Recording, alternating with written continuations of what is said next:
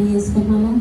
మరొక అవకాశాన్ని దేవాది దేవుడు నాకు ఇచ్చినందుకు బట్టి ఆయనకి మహిమ ఘనత ప్రాణాలు అర్పించుకుంటున్నాము. ఈ సమయంలో ప్రతి ఒక్కరం కూడా పాటలు పాడాము, ఆరాధన చేసుకున్నాము కదండి, సాక్ష్యాలు చెప్పుకున్నాము, ప్రార్థన అవసరం చెప్పుకున్నాము. అయితే ఈ సమయం ఏంటి, దేవుడు మనతో అన్నీ, మనం పాడేది అయిపోయింది, పొగిడేది అయిపోయింది కదా, మన బాధలు చెప్పుకోవటం అయిపోయింది, అన్నీ అయిపోయింది. ఇప్పుడు ఏంటి, దేవుడు మనతో మాట్లాడే సమయం. కాబట్టి ఈ సమయంలో దేవుడు మనతో ఏమై మాట్లాడనై ఉన్నాడు, మనల్ని ఏ రీతిగా సరిచేయనై ఉన్నాడు, బలపరచనై ఉన్నాడు, ఆదరించనై ఉన్నాడు. అందరం కూడా తలలు వంచుకొని బైబిల్ తెరిచి ఒక మాటను చదువుకొని ఆ తర్వాత మనము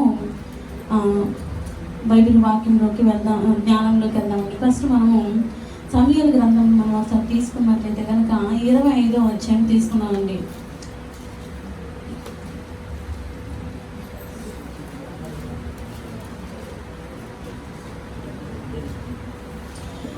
మూడవ వచనం మనం ఒకసారి చదువుదాము. పైనుంచి 2 నుంచి చదువుకున్నాం, ఇంకా బాగుంటుంది అనుకుంటున్నాను. మాయోను నందు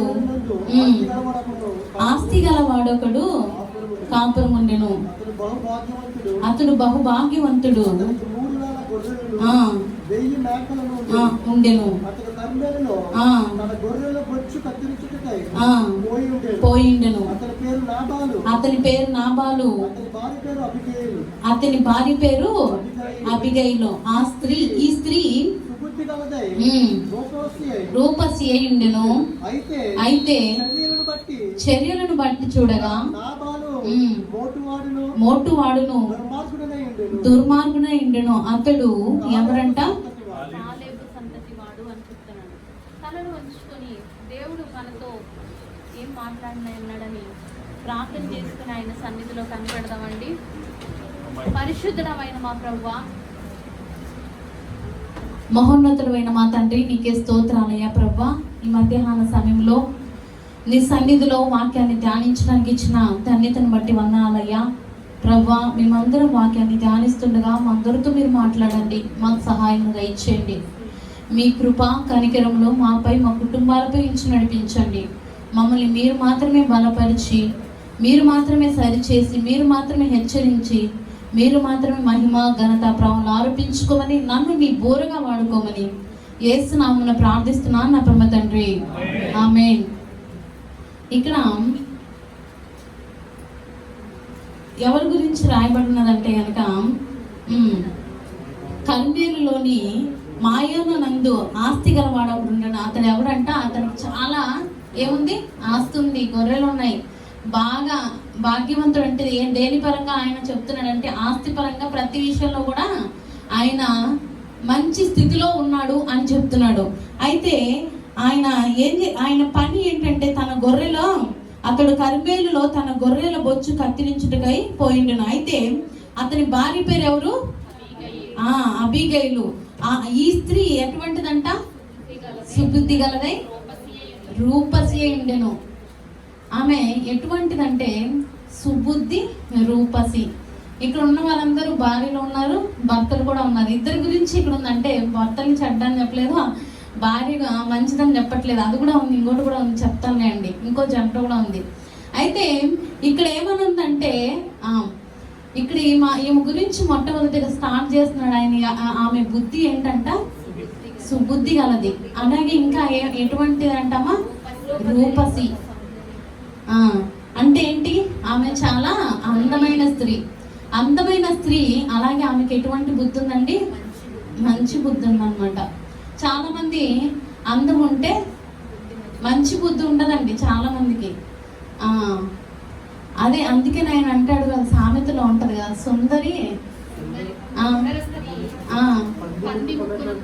బంగారు, దానికి ముందు ఏదో ఉంటదండి, జ్ఞానము లేనటువంటి సుందర స్త్రీ, వివేకం లేనటువంటి, అది మర్చిపోయానండి. ఒకసారి తీద్దామా ఆ వచనము,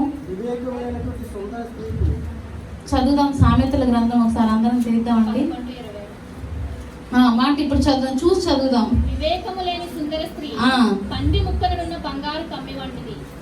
ఎటువంటిదంట, పంది ముక్కనున్న బంగారు కమ్మి వంటిది. ఎటువంటి పంది ముక్కుకి బంగారు కమ్మి ఉంటే ఏమన్నా ఉపయోగమా అండి? ఏం ఉపయోగం? ఏం చేస్తుంది వ్యక్తి? పోయి బురదలో ఇలా ఏం చేస్తూ ఉంటుంది, బురదని తవ్వుతూ ఉంటుంది అనమాట. మనం బంగారాన్ని ఎక్కడ పెట్టుకుంటాం? ఎత్తి పెట్టిలో పెట్టుకుంటాం, లేకపోతే అమ్మో పెట్టుకున్న కానీ చూసుకుంటూనే ఉంటాం. మన వాళ్ళు అయితే చెప్పనవసరం లేదు కదండి. అయితే ఆయన అలా అందుకని అంటున్నాడు, ఆ పంది ముక్కుకి బంగారు కమ్మి పెడితే ఎలా ఉంటుందో జ్ఞానం లేని సుందర స్త్రీ చూడడానికి అలాగే ఉంటుంది అనేసి ఆయన చెప్తున్నాడు. మనకి ఏంటి విచిత్రంగా దీనికి ఇది పెట్టేది, అది బురదలు దొరలేదానికి అనుకుంటాం కదండి. అటువంటి దానితో పోలుస్తున్నాడు ఒక సుందర స్త్రీని. చాలా మంది అందం ఉంది కదా ఈ కువైట్లో, ఏం చేస్తా అంటారండి, విచ్చలవిడి నిజమేనండి. అది ఏం చేస్తున్నారు? ఇష్టానుసారంగా బ్రతుకుతున్నారు, ఇష్టానుసారంగా జీవిస్తున్నారు. వస్తారు తర్వాత భర్త ఫోన్ చేస్తే ఏమంటారు?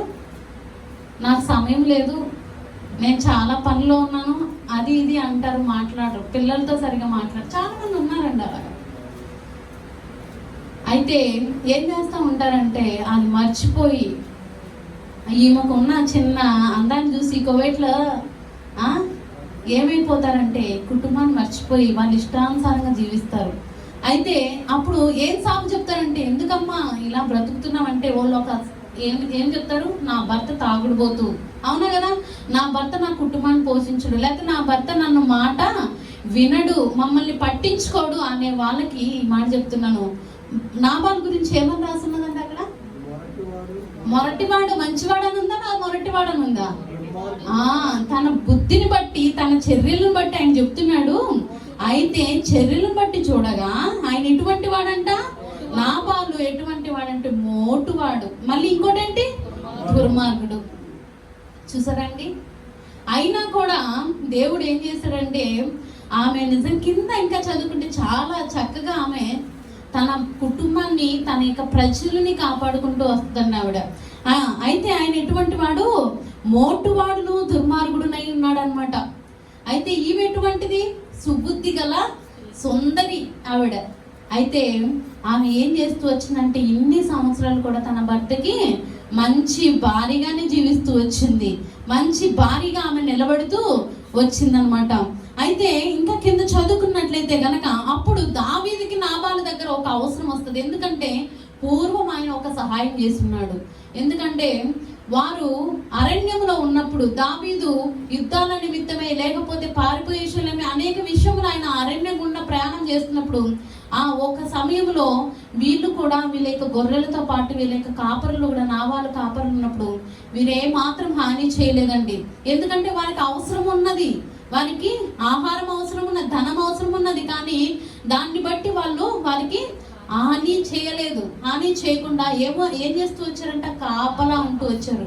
దాన్ని బట్టి ఆయన సహాయం కోరినప్పుడు నాబాలు తన బుద్ధిని ఆయన బయట పెట్టుకుంటున్నాడు. ఏమనంటే కింద చదువుకున్నాం 10వ వచనంలో ఉంటది. నాబాలు దావీదు ఎవడు, యెసై కుమారుడు ఎవడు, తన యజమానులను విడిచి పారిపోయిన దాసులు ఇప్పుడు అనేకులున్నారు.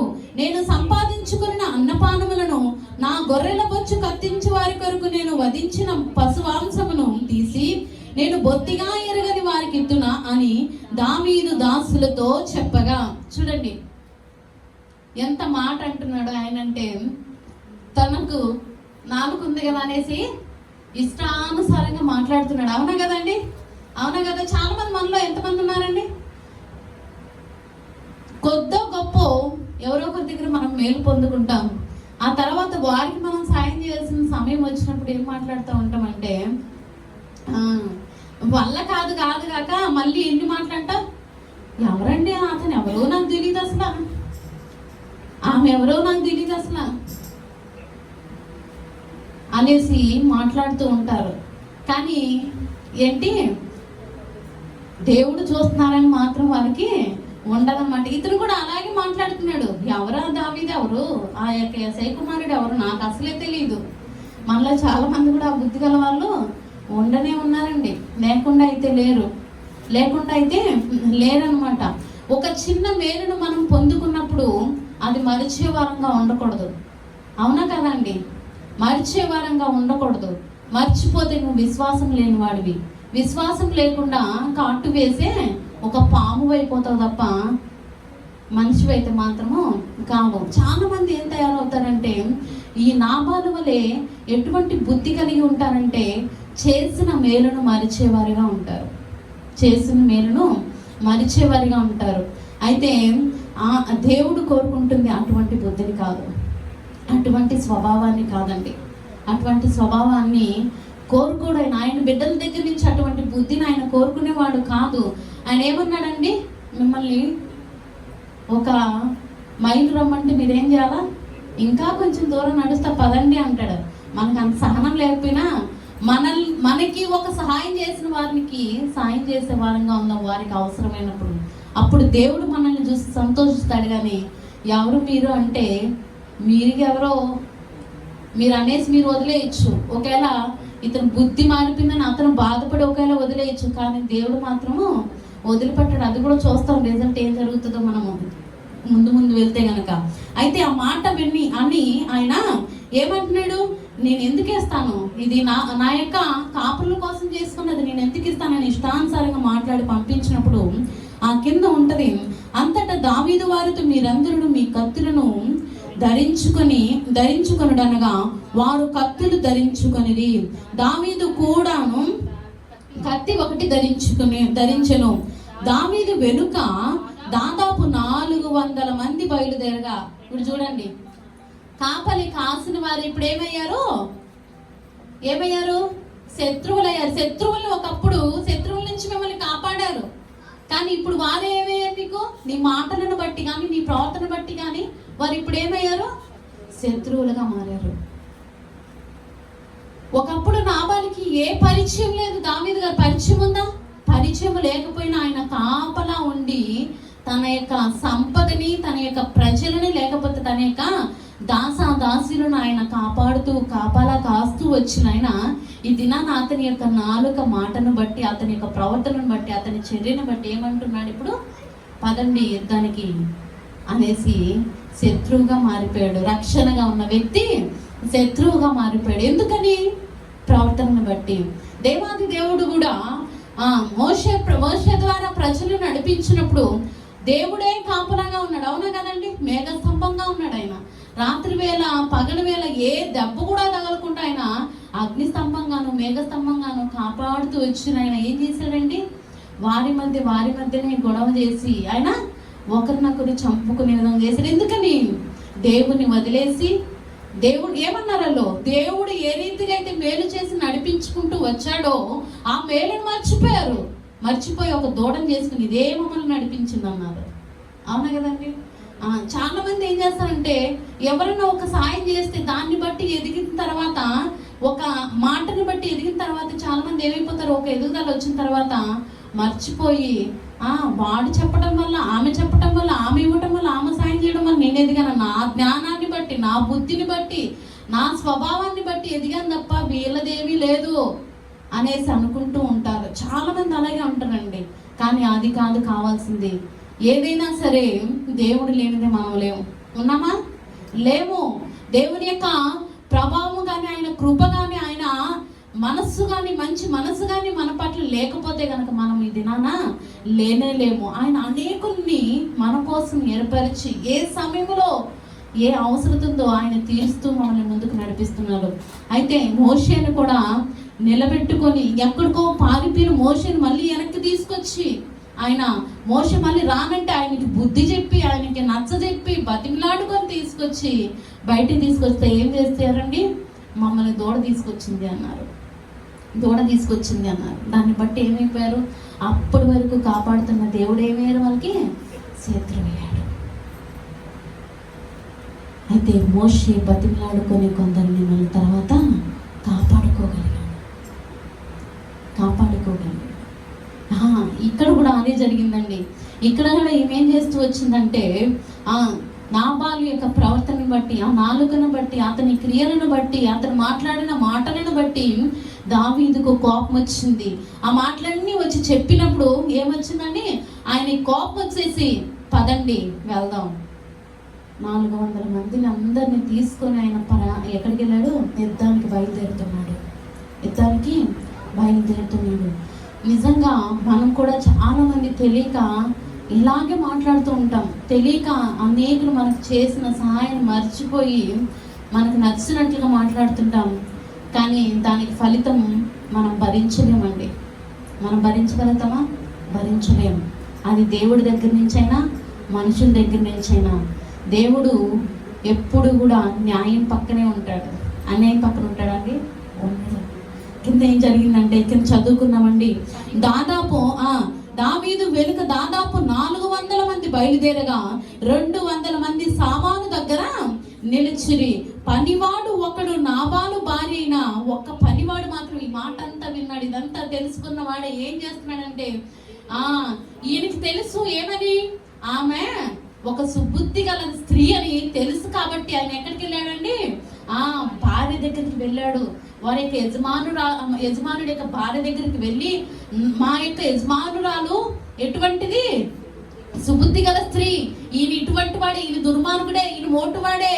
అయితే మా యొక్క యజమానురాలు అటువంటిది కాదని తెలుసుకున్న వ్యక్తి ఏం చేశాడు? ఆ పనివాడండి నేరుగా యజమానురాల దగ్గరికి వెళ్ళాడు.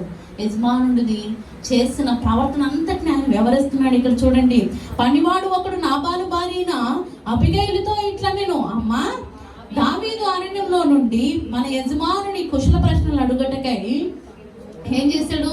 దూతలను పంపించగా అతడు వారితో ఎటు మాట్లాడానండి? కఠినముగా మాట్లాడిను. అయితే ఆ మనుషులు మాకెంతో ఉపకారం చేసినారు.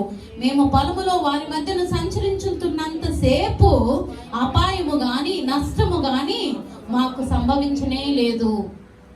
చూడండి, ఏమి కలగలేదు, వాళ్ళకి నష్టం అనేది జరగలేదు, అపాయం అనేది జరగలేదు. అటువంటి రీతిగా మమ్మల్ని వారు కాపాడుతూ వచ్చారు. వారు కూడా మమ్మల్ని ఏమీ చేయలేదు. అటువంటి మేలుని నీ భర్త అయిన వాళ్ళు మర్చిపోయాడు, ఇలా చేశాడని ఆయన చెబుతున్నాడు అనమాట. అయితే చెబుతున్నప్పుడు ఆమె వెంటనే కింద చదువుదామండి. ప్రాకారముగా ఉండిరి. అయితే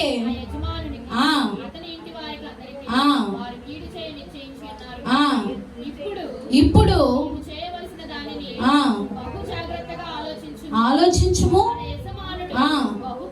చాలండి, ఒక మాట ఏమంటున్నాడండి? ఆయన ఎటువంటి వాడంట? పనికి మాలిన వాడు, పైన ఇంకేమన్నా ఆయన బుద్ధులు, దుర్మార్గుడు, మోటువాడు. ఎన్ని అవలక్షణాలు ఉన్నాయో చూసారా అండి? ఒక భర్తలో ఎన్ని అవలక్షణాలు ఉన్నాయంటే అతను ఒక పనికి మాలిన వాడిగా ఉన్నాడు, బుద్ధి లేని వాడిగా ఉన్నాడు. అవునా కదా? బుద్ధి ఉన్నవాడైతే సాయం చేయకుండా ఉంటాడా అండి? లేదు. ఇంకా ఎటువంటి బుద్ధి ఉంది ఆయనకి? దుర్మార్గమైన మనస్సు ఉంది, అలాగే మోటుతనం అనేది ఉంది. ఇన్ని అవలక్షణాలు ఉన్నాయి ఆయనలో. ఇంకా భరిస్తూ అబిగైలు నడిపించిందంటే ఎంత గొప్ప స్త్రీ అండి! ఎంత గొప్ప స్త్రీ కాబట్టి ఈ రోజున లిఖించబడింది. అవునా కాదా? కాబట్టి మనం ఏం చేయాలంటే, మన భర్త ఎటువంటి వాడైనా సరే మనం ఏం చేయాలి? ఓర్చుకొని దేవుని సన్నిధిలో కనిపెట్టాలి.